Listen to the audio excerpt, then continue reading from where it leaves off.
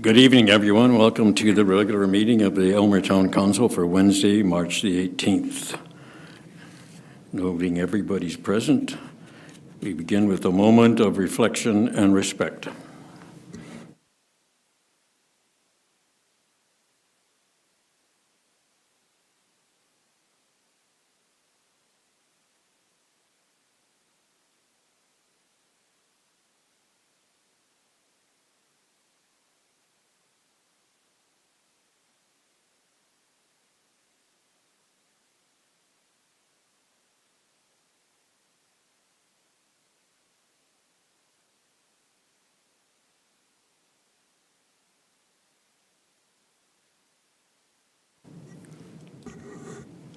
Thank you. Confirmation of agenda, resolution. That council confirms the agenda for the meeting of March 18th, 2026. Mover and seconder, Deputy Mayor Barber and Councillor Barber. All those in favor? As carried, thank you.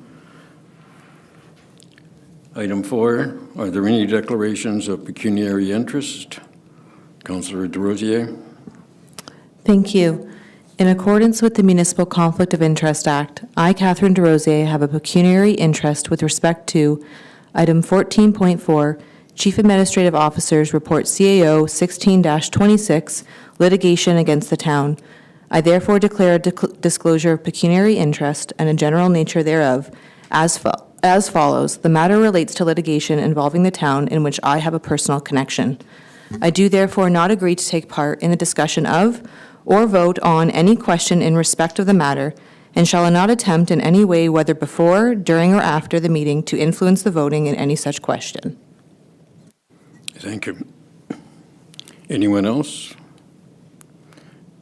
Item 5, begin with the Committee of Adjustment. I need a resolution to recess and commence the committee. The council does now recess and commence a committee of adjustment at 7:02 p.m. Mover and seconder, Councillor Desrosiers, Councillor Ozelach. All those in favor? Is carried.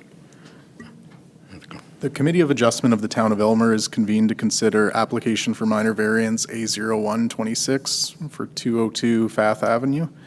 Additional information related to the applications is available for inspection between 8 a.m. and 5 p.m. weekdays at Aylmer Town Hall. Signed written submissions are accepted by the Secretary-Treasurer prior to or during the hearing, and such submissions shall be available for inspection by any party. If a party who is notified does not attend the hearing, the committee can proceed, and the party is not entitled to any further notice of the hearings. Submissions or requests for notice can be sent to clerks@town.aylmer.on.ca.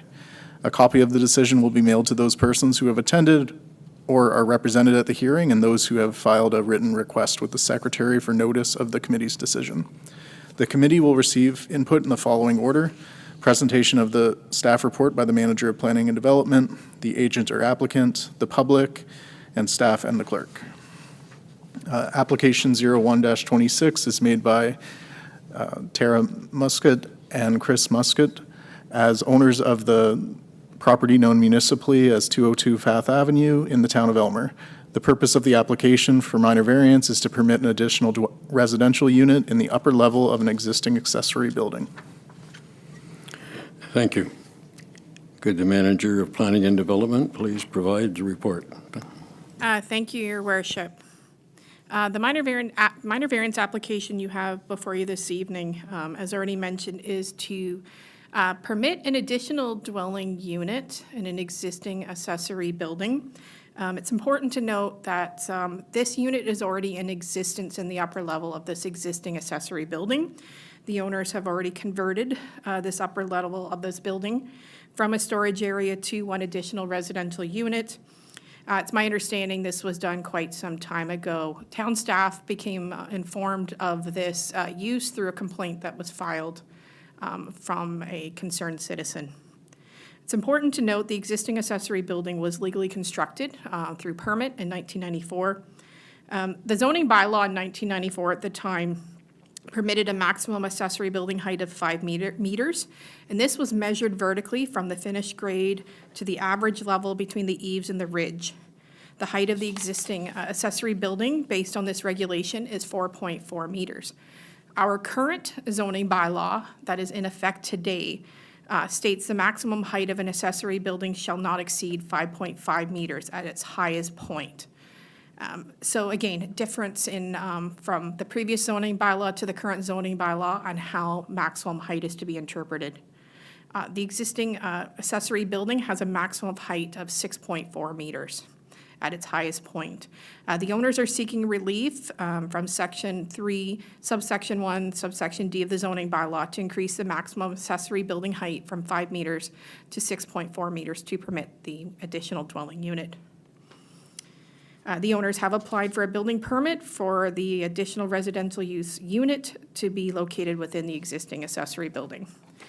Figures 1 and figures 2. Figure 1 shows the location of the subject lands on the north side of Pfaff Ave at 202 Pfaff Ave. Figures 2 and 3 are show the proposed minor variance and show the proposal that is before you this evening.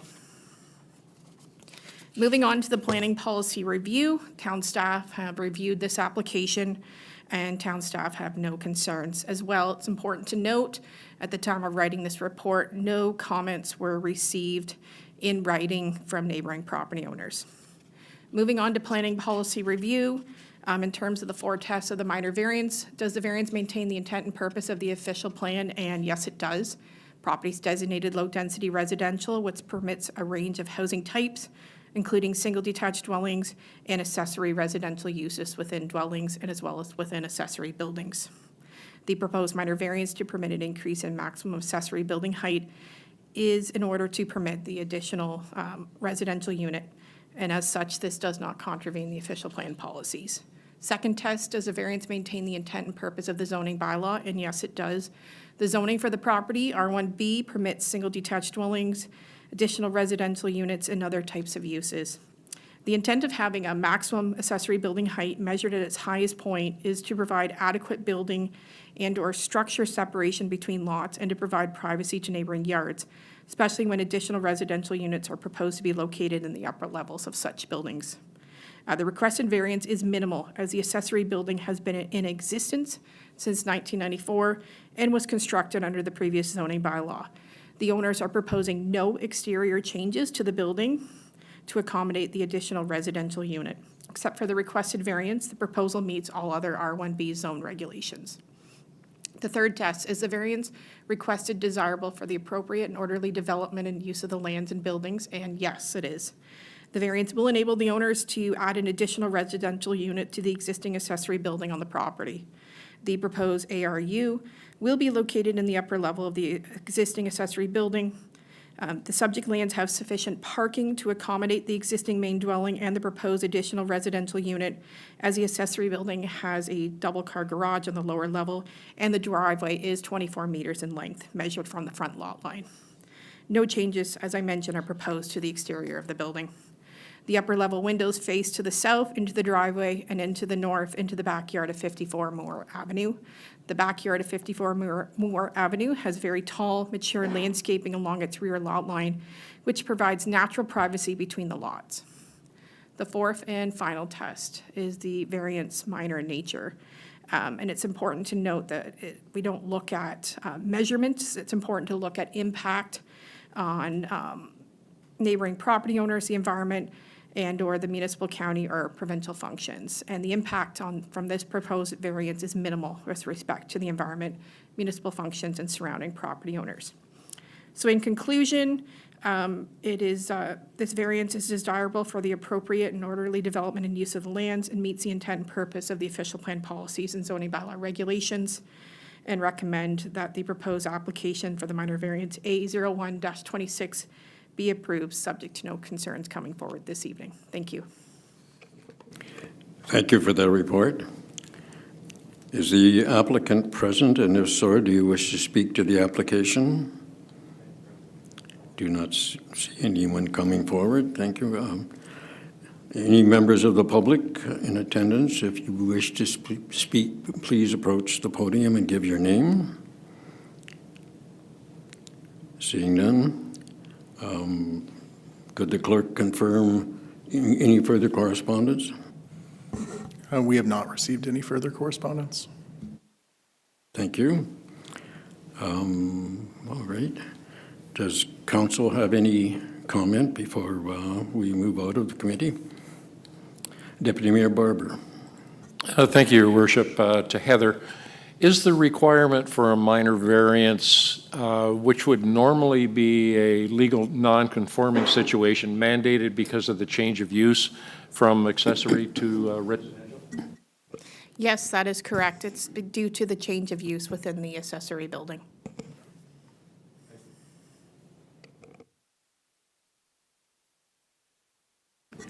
Any further discussion from council? Seeing none, committee will now consider the following resolution. Owen? That report Plan 06-26 regarding the Planning Evaluation Report, application for minor variance A01-26, 202 Fath Avenue be received, and that the application for minor variance A01-26, seeking relief from Section 3(1)D of the zoning bylaw as follows, that the existing minimum accessory building height shall not exceed 6.4 meters, 21 feet, be approved. Mover and seconder, Councilor Barber and Councilor DeRosier. All those in favor? And that is carried. Thank you. Now we need a resolution to move back into council. That the Committee of Adjustment meeting now be closed and council reconvene at 7:11 PM. Mover and seconder, Councilor Chapman and Councilor Oslach. All those in favor? It is carried. Thank you. Consent agenda, item 6.1. Resolution. That the March 18th, 2026 consent agenda be received for information, and that the included recommendations within the staff report be adopted, and that council approves the minutes of the regular meeting of council held on March 4th, 2026. Mover and seconder. Mover and seconder. Deputy Mayor Barber and Councilor Rahi. Are there any comments on any of these items? Councilor DeRosier. Thank you, Mr. Mayor. Under 6.2, so our regular meeting minutes from March 4th, under inquiries by members, my inquiry regarding the IDA parking lot on Sydenham is missing, and I would like that included for public record. Thank you.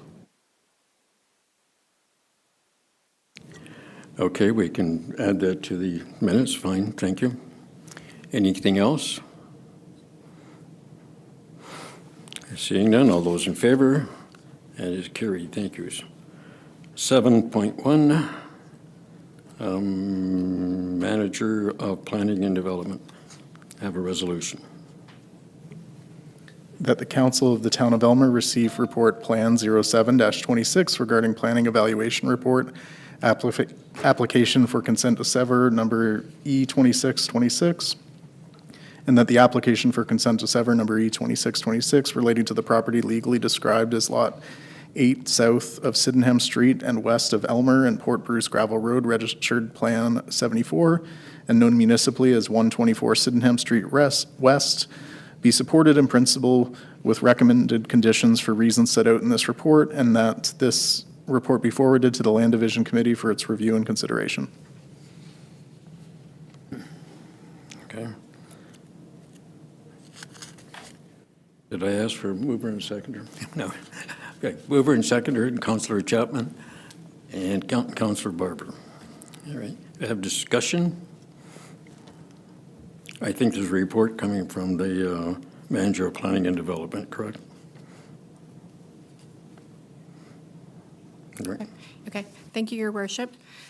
The severance application you have before you this evening is to subdivide the parcel of land into 2 residential parcels. There's no development being proposed. Moving to, so the location is 124 Sydenham Street West. This property is located on the southeast corner of Sydenham Street West and Raglan Street. So let's just look at Figure 1 for a moment here. What's happening is that you'll see a home that fronts onto Sydenham Street West. That is being severed off of a home that fronts onto Raglan Street. So that is the severance that is before you this evening. Figure 2, moving on, is the proposed severance or survey drawing that's been submitted as part of the severance application.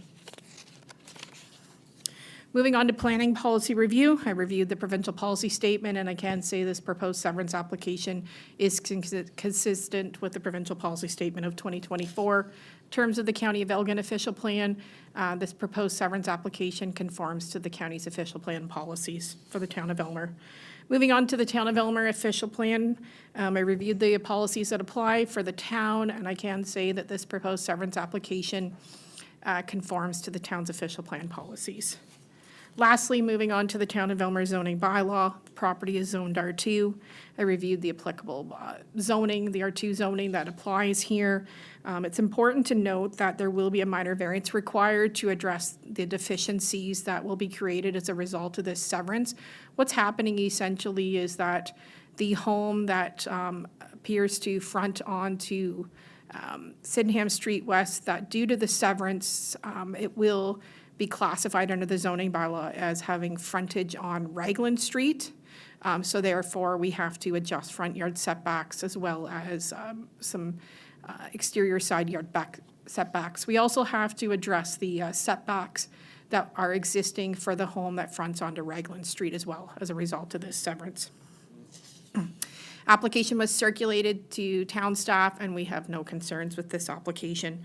So in conclusion, it's our opinion that the application meets it's consistent with the provincial policy statement 2024 and conforms to the County of Elgin official plan and Town of Elmer official plan policies and will comply with the town zoning bylaw. So it's recommendation that council support this application in principle to the Land Division Committee of Elgin County, subject to the conditions that are listed in my report. Thank you. Thank you for that report, Council. Any discussion or questions? And Councilor Rahi? Just a comment through you, Mr. Mayor. It's definitely going to make a couple small lots, and I don't like small lots, but that doesn't mean that someone else doesn't want them. But it is seemed like kind of a weird severance to me. But thank you. Anyone else? Seeing none, we have a resolution on the table. All those in favor? That is carried. Thank you. 7.2, Director of Legislative Services, Owen. That report, Clerk 1026, regarding the use of corporate resources for election purposes policies be received for information, and that council directs staff to present for adoption the use of corporate resources for election purposes policy by bylaw at a future meeting.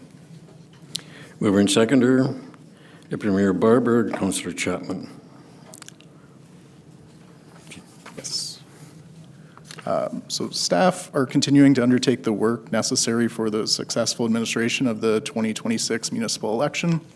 As part of that, staff reviewed the town's use of corporate resources policy and determined that a revision to improve clarity and specificity was required. The Municipal Election Act requires municipalities to establish rules and procedures with respect to the use of municipal resources during an election period. Municipalities are prohibited from making campaign contributions to municipal candidates or registered third parties. As a campaign contribution may take the form of money, goods, or services, this policy provides a fair and consistent approach for how municipal corporate resources can and cannot be used during a municipal election, as well as during a provincial and federal election. With that in mind, the town's previous policy from 2010 was in need of an update. The proposed revisions more clearly define what resources are to be used for election purposes. They address matters such as social media, the town's electronic resources, municipal events, and access to town information and systems.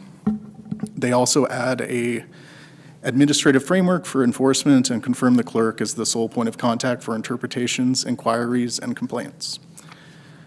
These updates were required as the use of corporate resources policy can be interpreted broadly. Through this policy, staff are attempting to reduce some of the gray areas. The proposed policy seeks to define with greater specificity what is an acceptable use and what is not. So in terms of elections more broadly, this relates to the key principles underlying the Municipal Elections Act, being that elections must be fair and non-biased, and voters and candidates should be treated fairly and consistently within a municipality. The new policy provides a defined framework for candidates to operate under, which will better support a fair and consistent treatment of candidates throughout the election period. The recommended policy in this report was developed by looking at best practices and recently adopted policies in other municipalities to determine appropriate revisions.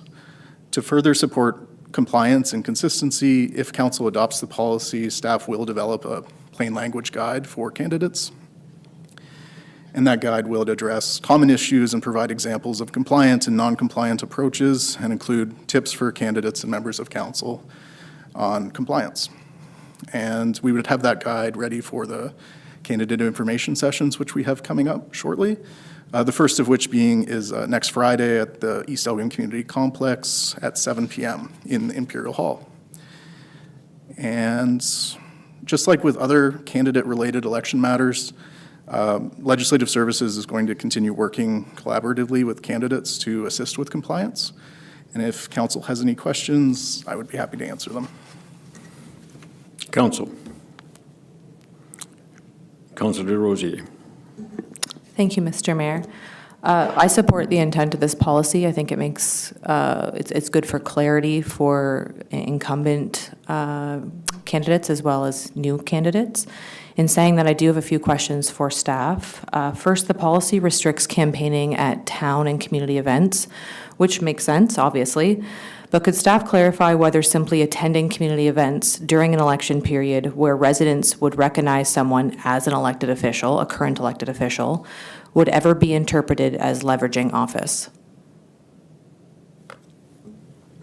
No, I don't think it would be under this policy. It would only be for official campaigning activities as defined within the policy. So, distributing pamphlets related to the election, that type of thing.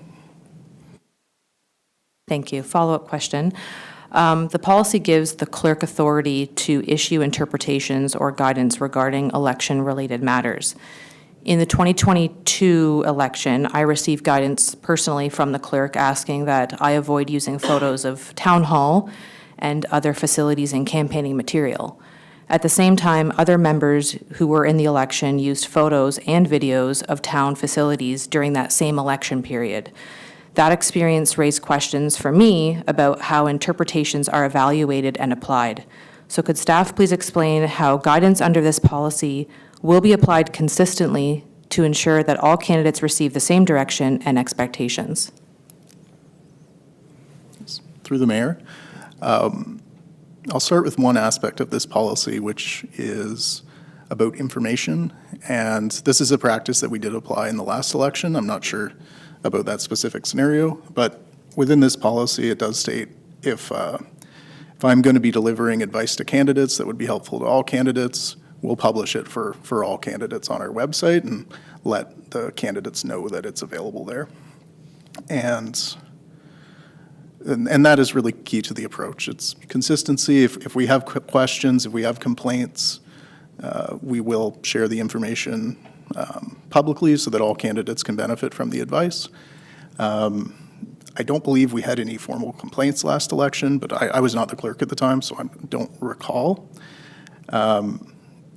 But if there was a formal complaint, we would follow the process that this policy establishes.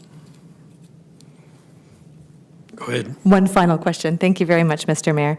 The policy appropriately restricts the use of municipal resources, but it also references personal speech and communications. Can staff confirm that the intent of this policy is to regulate the use of municipal resources and not to limit the lawful freedom of expression of candidates?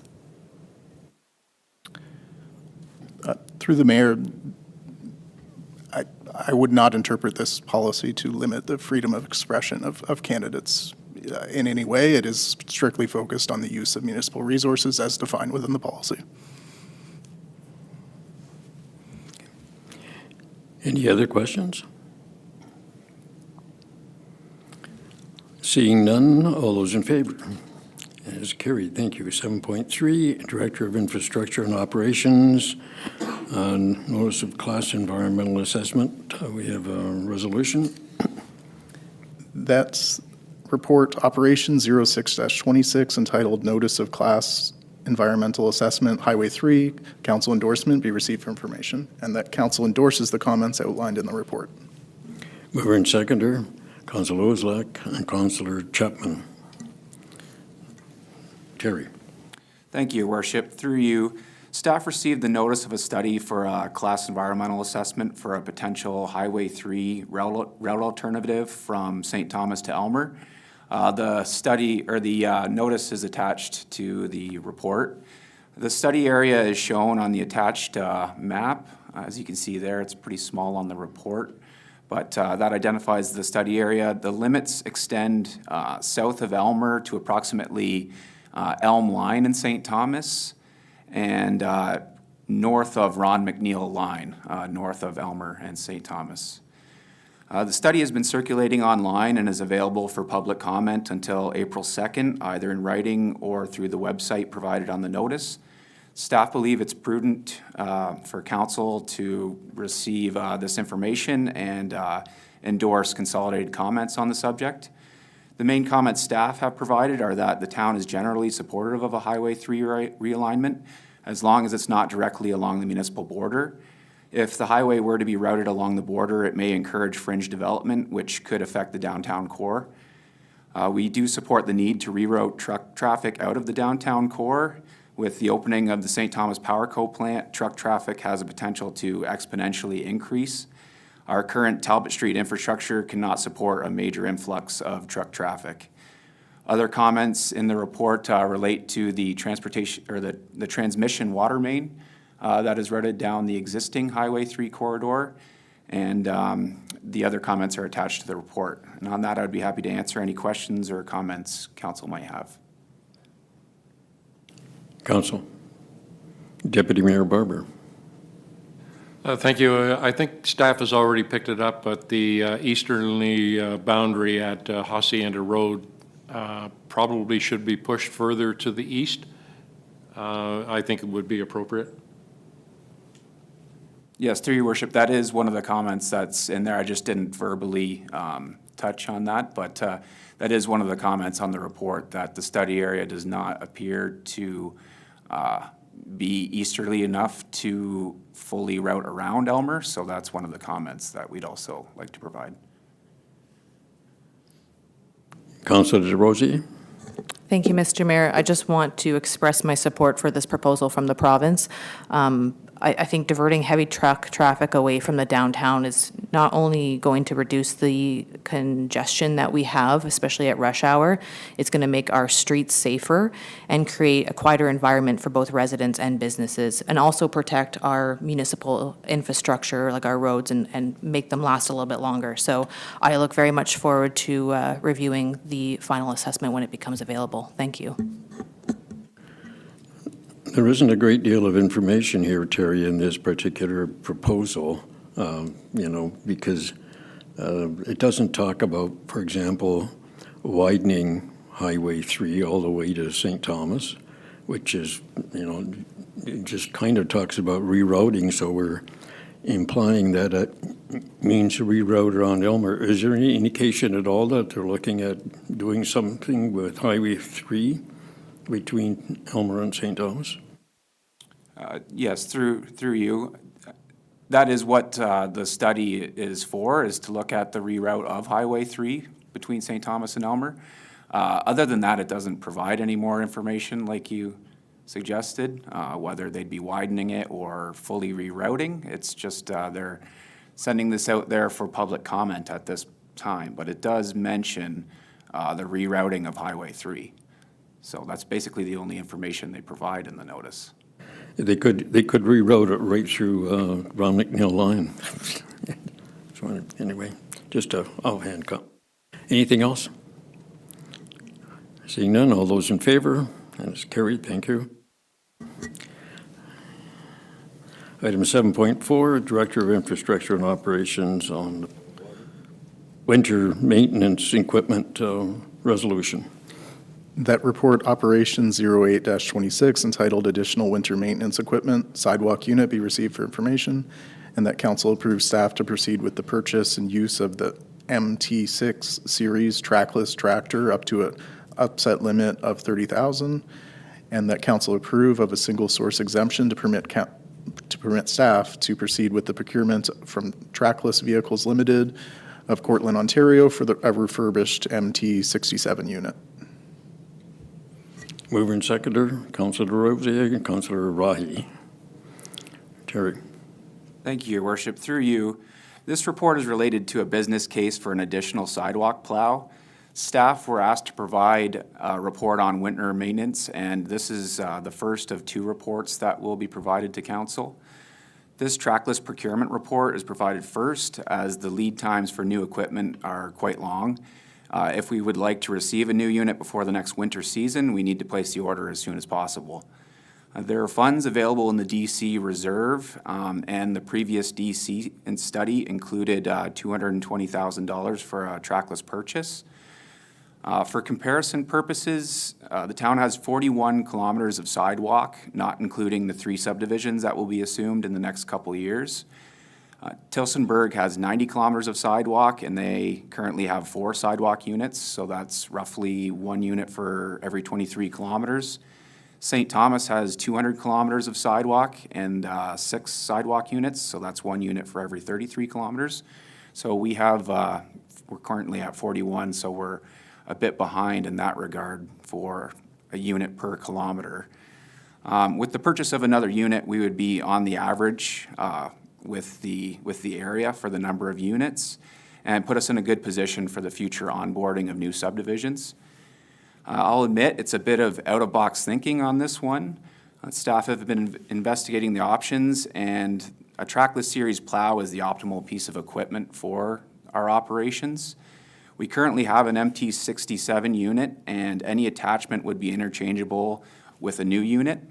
Any of the new attachments that come with new units would work on our existing MT67 unit and vice versa. Trackless have numerous attachments available, and we utilize this piece of equipment for more than just sidewalk plowing. We utilize the trackless for grass cutting, leaf pickup, pathway sweeping, and parking lot clearing. So it's a real workhorse for our department. The new MT7 units, I should state, the main issue with procuring a new unit is the horsepower that you gain from a brand-new MT7 unit. The MT7 units need to meet a tier emissions rating, which results in much less horsepower. The new MT7 units come with a 74 horsepower engine. Trackless offers a refurbishment program to trade in an old MT5 or MT6 unit, which are their older versions, and convert it to basically a new MT7 unit, which is where you get the MT57 or MT67. It's basically converting it to a new MT7 unit. The town completed this program for our last trackless purchase. The refurbished units come with a new 110 horsepower engine. That's an extra 36 horsepower, or roughly a third to a quarter more horsepower you get with the refurbishment program. This is a much more power to run the attachments like the lawnmower attachment or the snowblower attachment. The last time we completed the refurbishment, we traded in our own unit. This time, if we participate in the program, we'll be required to purchase a used one so that we can trade it in. I've located a used MT6 unit in the area that is being held for us if council approves. A new MT7 is $175,000. A refurbished MT67 is $144,000. Therefore, even with the purchase of a used unit, a refurbished MT67 provides cost savings and a more powerful engine. The warranty periods are the exact same from MT67 to an MT7. It's for these reasons that staff would recommend that council authorize the purchase of a used trackless unit for the refurbishment program into an MT67 unit. That's a mouthful to say. This will provide the town with redundancies in the event of maintenance or downtime on our existing trackless. And inevitably, this will allow for increased service response times for sidewalk winter maintenance, as multiple units could be out at the same time. An operator could jump into a trackless once the road plowing has been completed, so our complement of staff would be able to run the additional unit. It will provide the options and interchangeability of all attachments, and it will also provide one maintenance supplier for our sidewalk fleet. And on that, I apologize for the long-winded report, but it's a bit of a out-of-box thinking on this one, so I'd be happy to answer any questions. That's great, Terry. Questions, Councilor Rahi? Through you, Mr. Mayor, to Terry. Good report, and thanks for that.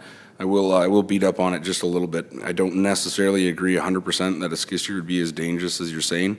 I mean, the blind spots could be resolved with cameras. A trackless isn't perfect either. I mean, ours was on its side, so I think training and the skill level of the operator has a lot to do with that. But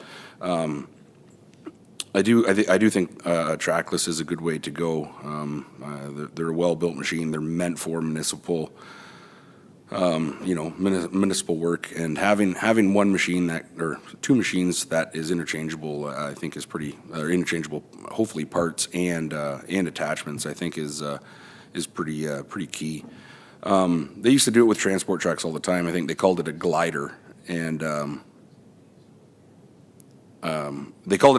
it was always I always liked it because you would take something old and then you'd get it back and it'd be basically brand new with all of the old parts on it. So I do have a couple questions. Is if we go with the Cummins option, it shouldn't be coming with DEF or DPF. It'll probably just be coming with EGR.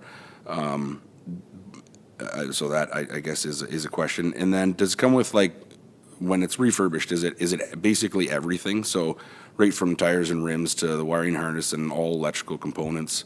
And then will it be exactly the same as ours? Because there is the advantage of having all the service consumable parts on the shelf being, ready there for two machines too, so.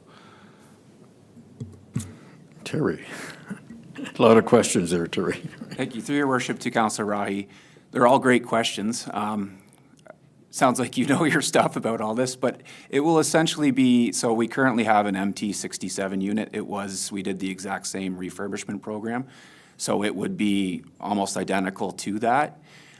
They basically take it all apart and put it back together on the line at the trackless facility. So anything that does need to be rebuilt is fully rebuilt. So you essentially get a brand new piece of equipment. And anything would be interchangeable for maintenance purposes. What are some of the other questions? For skid steers, I did check with some other municipalities. Some do have skid steers in their fleet, for sure, and they do like utilizing them.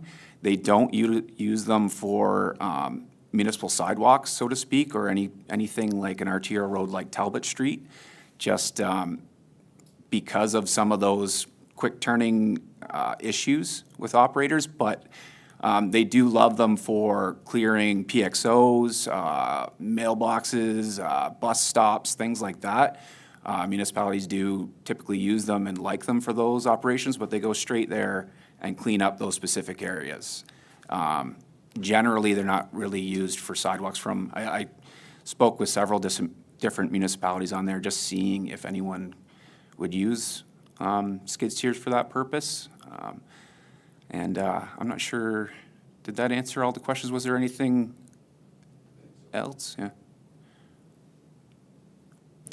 Okay, Deputy Mayor Barber. Thank you to Terry. You covered in your report that with the additional piece of equipment, we'd have obviously a second unit available, and the operator of that would be, once they come off the plows, they'd be going onto the sidewalk machine. Does that mean that there won't necessarily or have to be an increase in staffing levels? Through your worship to Deputy Mayor Barber, I do report more on this in my second winter maintenance report, just on the different options available for staffing.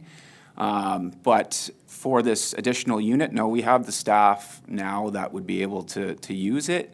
The intention would be once the critical road plowing is done, that an operator would get in the additional sidewalk unit and basically be communicating on the fly, going to areas that haven't been hit, if you will, by the first sidewalk plow. So they'd be able to be out in tandem with our current operators we have on staff. Councilor DeRosier. Thank you, Mr. Mayor. First of all, I'd like to acknowledge staff's report of the out-of-box thinking. I think it's really well done, and I like the fact that we are looking at machinery that is versatile and has multiple uses, so really great job on that.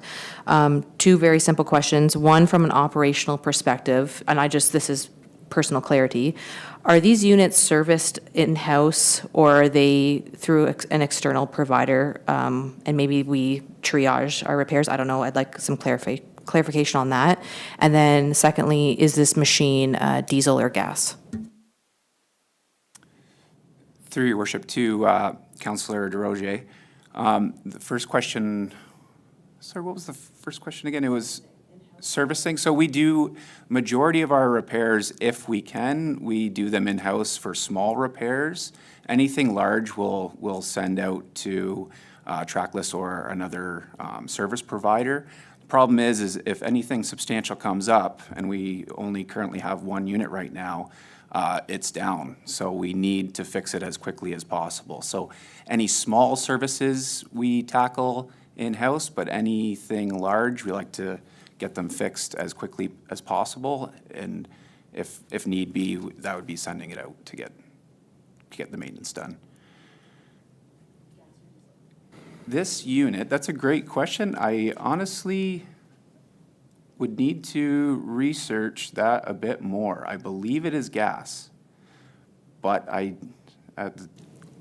would need to look into that a bit more, to be honest. I could report back on that. I don't want to state something that's incorrect, but I believe it's gas. Okay. Any other questions from council? Seeing none, all those in favor of the resolution, that is carried. Thank you. Item 7.5, CAO report on the YMCA resolution. That report, CAO 13-26, entitled YMCA Pool Partnership Pilot Program, be received for information. And there is options. Option 1, that council directs staff to further pursue a memorandum of understanding with the YWCA, and that council approve up to $10,000 in funding towards expanding to the YWCA pool in St. Thomas for the 2026 to be funded from the Council Initiatives Reserve, and that staff be directed to report back to council upon the conclusion of the pilot program. Or option 2, that the YWCA St. Thomas Pool Partnership Pilot Program be deferred to the 2027 budget deliberation for consideration. Mover and seconder, Deputy Mayor Barber, Councillor Desrosiers. Andy. Thank you, Mr. Mayor. This report is follow-up to a resolution endorsed at the last council meeting. I've been in touch with YMCA in St. Thomas, and they're in agreement that $10,000 should be more than sufficient for the pilot program for 2026. They don't have any exact guesstimate, I'd say, on what it would cost, and that'll be the reason for the further report at the end of the pilot program. This would be the same offering that St. Thomas and Central Elgin are currently providing their residents, that provides a modest reduction in rates, as you can see in the staff report. All the reductions are listed there. And it's limited to lane swimming, family swimming, and aquafit programs. So this offering would support those that infrequently utilize the YMCA in St. Thomas, as if you're a frequent user of the facility, it would always still make sense for you to get a membership to be more cost effective, and memberships are not part of this program. There are essentially two options before council: either proceed at this time, in which case staff will try to get a bylaw forward to endorse a memorandum of understanding with the YMCA, and we would have a start date within that when we essentially negotiate it with the YMCA. Or you could refer this to the 2027 budget deliberations. I also want to highlight the amount of funding and support this term of council has provided to swimming and swimming education. Right now, we're making major capital investments in the Elmer Pool that include the introduction of a heating system. That's what I'm excited about for the first time. So we're looking forward to the opening of the pool this year, and we're looking forward to looking at expanding the hours or the duration that the Elmer Pool could be open just because of the heater. But it's only still open for a portion of the year. So this potential partnership with the YMCA in St. Thomas would represent a significant enhancement for our residents, accessing recreation opportunities. And with that, I want to thank the Deputy Mayor for advancing this issue, and we'll try my best to answer any questions of council. Council. Deputy Mayor Barber. Thank you, Your Worship. Option 1 appears to make fiscal sense, and it will give staff and council in the future the information as to whether the program has merits to carry on in the future. So, option 1. Okay, thank you. Councilor DeRosier.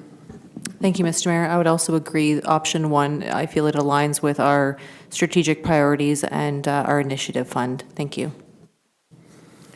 Any other comments? I don't see anyone going for option 2, so I think we'll call the vote on option 1. Okay. Seeing no, is that a comment or you're voting already? I'm calling for the vote. All those in favor, option 1. Thank you, that's carried. Item 7.6, CAO on transfer to reserves, resolution. That report CAO 17-26 respecting transfer to reserves, legal, be received for information, and that council approve the transfer of $50,000 from the projected 2025 surplus to the town's legal reserve. Mover and seconder, Deputy Mayor Barber, Councilor Oslach. Andy. Thank you, Mr. Mayor. Just very briefly, staff are recommending a transfer from the 2025 surplus to top up our legal reserve. We don't have any information that it will have a cost overrun, but we want to avoid potential cost overruns in this account. So that's what we're recommending, and I'll try to answer any questions of council. Council. No questions, so all those in favor? It's carried, thank you. Items 8, new business and matters of urgency. Seeing none. A reading of bylaws, resolutions. The council gives 3 readings to and approves bylaw 24-26 being a bylaw to amend bylaw 72-25 being a bylaw to establish fees and charges for the corporation of the town of Elmer, and bylaw 27-26 being a bylaw to confirm the proceedings of council held at the regular council meeting on March 4th, 2026. Mover and seconder, Councilor DeRosier, Councilor Rahi. Any questions, comments on any of those? Seeing none, all those in favor? As carried. Inquiries by members? Seeing none. Statements and committee reports? Deputy Mayor Barber. Thank you, Your Worship. 2 quick updates on the Elgin Primary Water Board, which is the area-wide water board. We're dealing with the potential shortfall of $400 million if an expansion as anticipated is actually necessary. We're beginning to make inroads with various ministries, so that's a positive sign. As far as the organization of the structure and the policies and procedures that make up the ISO rating, the organization was recently reviewed. There are 6 categories. Very seldom does any organization score in the 6th category, which is exemplary. The Elgin and the Huron board came in with 2 in the 6th category, and the remaining 4 were in the 5. So it's the reason why many municipalities, organizations within the province look to this area for guidance in their systems. That was a meeting a week ago Thursday. The secondary board met today. There are no water quality concerns, and no complaints have been received this quarter. Thank you. Thank you. Anyone else? Item 12, I have no report. Item 13, notice of motion. No notice of motion. Okay. Item 14, meeting closed to the public. Resolution. that council moves into a meeting closed to the public at 7:49 PM to discuss the following matters: Chief Administrative Officer Report, CAO 14-26, Boundary Adjustment Update, Report CAO 15-26, Confidential Update Claims, Report HR 03-26, CAO Performance Review 2025, and Report CAO 16-26, Litigation Against the Town. And that consideration of these items is closed to the public pursuant to Section 2B, C, E, and K of the Municipal Act 2001 as amended, as the subject matters pertain to personal matters about an identifiable individual, including municipal or local board employees, a proposed or pending acquisition or disposition of land by the municipality or local board, litigation or potential litigation, including matters before an administrative tribunal affecting the municipality or local board, and K, a plan or position plan, procedure, criteria, or instruction to be applied to negotiations carried on or to be carried on or on behalf of the municipality or local board. Mover and seconder, Councillor Barber and Councillor Rahi. All those in favor? That's carried. Take a recess and go into close.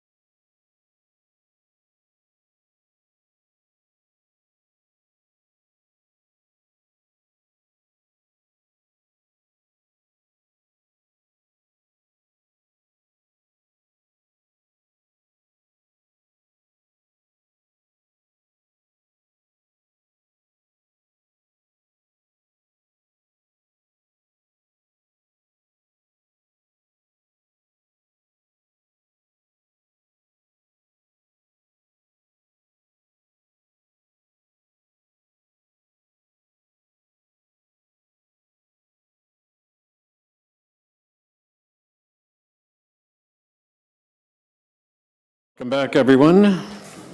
We have resolutions coming out of close. That council rise from a meeting closed to the public at 8:37 PM and reports the following. The council received for information and provided confidential direction to the Chief Administrative Officer regarding Report CAO 14-26, Boundary Adjustment Update, Report CAO 15-26, Confidential Update on Claims, Report HR 03-26, CAO Performance Review for 2025, and Report CAO 16-26, Litigation Against the Town. Mover and seconder, Councillor Barber and Councillor Chapman. All those in favor? Is carried. Resolution to adjourn. That council do now adjourn at 8:37 PM. Mover and seconder, Councillor Chapman and Councillor Oslage. All those in favor? Carried. Thank you very much. Have a good evening.